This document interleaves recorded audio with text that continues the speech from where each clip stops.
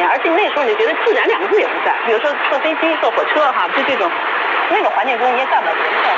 我听了就踏踏实实这样练，不能讲只要是反复的练，重复这个过程，才能记住当时。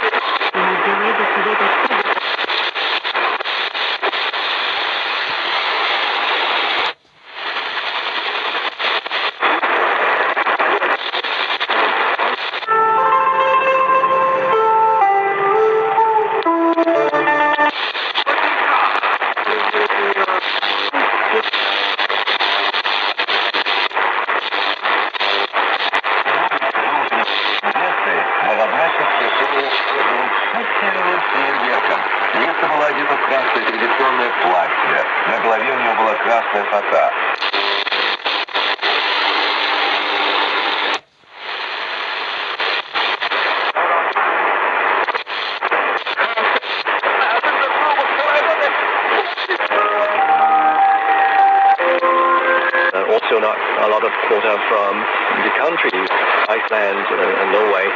So I wonder what is the UK's priority right now in terms of distant water fishing?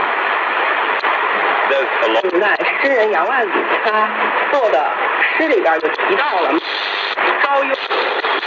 One of the main priorities is improved international cooperation and stewardship. So these days the UK is placing much more of an emphasis and importance on international cooperation with countries like Iceland and Norway in order to better manage distant water fishing activities. I can give some examples. Well, it's participating actively in something called regional fisheries management organizations. We've got a lot of acronyms today, right? RFMOs.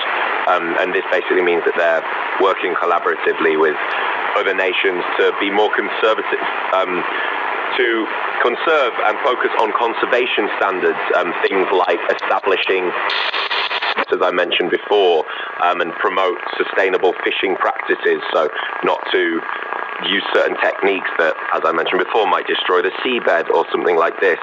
And the UK also is focusing on bigger initiatives such as climate change and marine pollution and the conservation of marine biodiversity in general. So I think that a great focus on things like international cooperation, enhancing surveillance and enforcement, and just better communication between nations.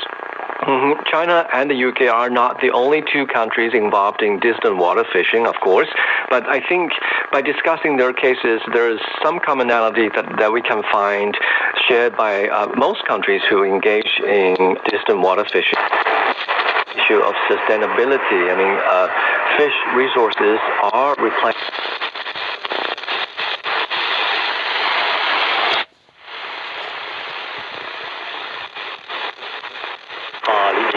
关注到这一时段的全国高速路况信息。